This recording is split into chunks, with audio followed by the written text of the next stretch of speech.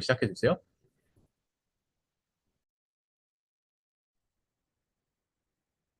여기 카페 사장이 꾸민 동호 씨가 있습니다. 모아둔 돈 그리고 오랜 꿈. 이제 자리를 정하는 것만 남았습니다. 그런데 이런 기사들이 눈에 밟힙니다. 불안해진 동호 씨는 다급하게 상권을 분석하기 위한 정보를 찾기 시작합니다. 수많은 데이터와 복잡한 그래프가 눈앞에 펼쳐지네요. 다른 사이트들도 역시나 비슷한 환경입니다. 아무리 화면을 들여다봐도 초보 창업자인 동호 씨에겐 암호문일 뿐입니다. 결국 동호 씨는 막막함 속에 노트북을 껐습니다. 이것이 과연 동호 씨만의 이야기일까요? 처음 창업을 하려는 사람들의 대부분이 예외 없이 겪는 현실입니다.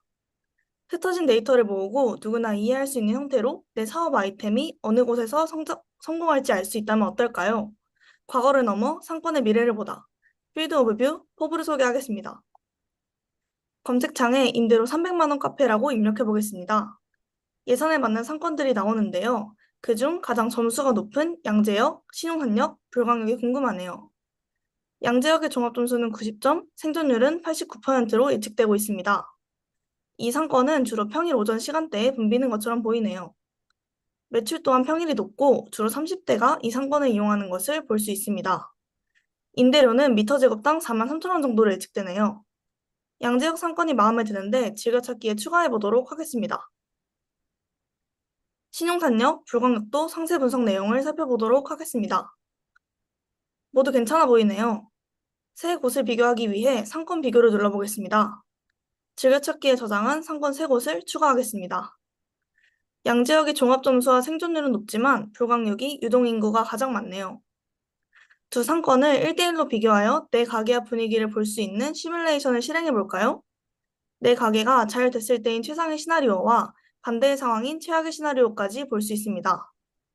양지역과 불광역의 상권 상세 분석을 리포트로 저장하여 조금 더 고민해 봐야겠네요. 추가 기능으로 지역 분석 탭에서는 지도 기반으로 화면을 이동할 수 있고 인접 상권을 클릭하여 살펴볼 수 있습니다. 또한 검색 기능을 통해 원하는 상권을 검색하고 업종별로 점수를 볼 수 있습니다. 상권 벨트 기능에서는 인접한 상권을 하나의 벨트로 묶어 성장률을 볼 수 있으며 상권 벨트 안에서 뜨는 상권과 지는 상권을 살펴볼 수 있습니다. 그럼 이제 포브가 어떤 기술로 만들어졌는지 살펴보도록 하겠습니다. 이것은 저희의 시스템 아키텍처입니다. 저희는 신뢰할 수 있는 데이터를 제공하기 위해서 추출, 정제, 적재로 이어지는 데이터 파이프라인을 만들었습니다. 그중 정제 단계에서 서로 다른 데이터를 어떻게 정확하게 합쳤는지 보여드리겠습니다.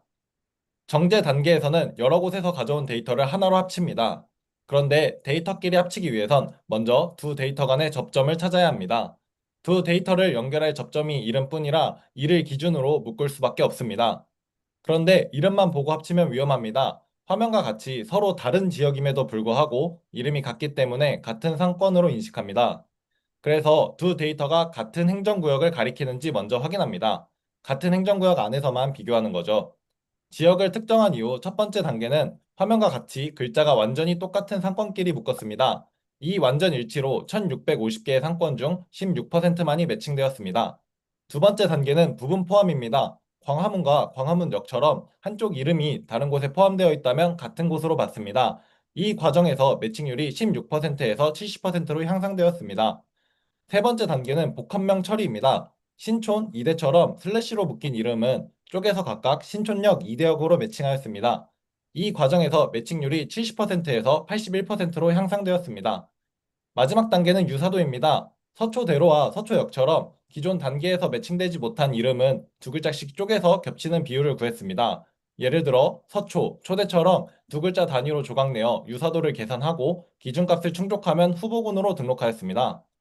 걸러진 후보군 중 좌표 기준으로 가까운 후보에 매칭시킵니다.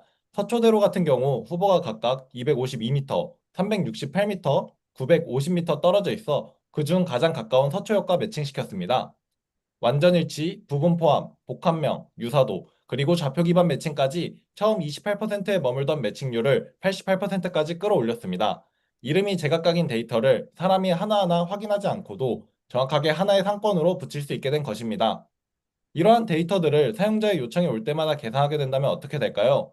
저희는 데이터베이스에 미리 계산 결과를 저장해 놓는 방식을 통해 매 요청마다 일일이 복잡한 쿼리가 아닌 미리 계산된 데이터를 보여주어 빠르게 결과를 확인할 수 있게 하였습니다. 또한 잠실, 강남, 명동 같은 유명 상권들에 대해선 미리 캐시를 서버에 적재해 지연 시간을 1.5초에서 10ms로 줄였습니다. 기존 방식 대신 미리 계산해둔 데이터를 캐시에 올려 제공하는 방식을 통해 기존 6.7초의 응답 시간을 10ms로 줄일 수 있었습니다. 이상으로 기술 설명을 마치겠습니다. 여러분, 동시에 막막했던 고민을 어떻게 해결했을지 지금 바로 확인해 볼까요? 지금까지 필드 오브뷰 포브였습니다. 마지막으로 4주간의 여정을 함께했던 팀원들을 소개하며 발표를 마치도록 하겠습니다.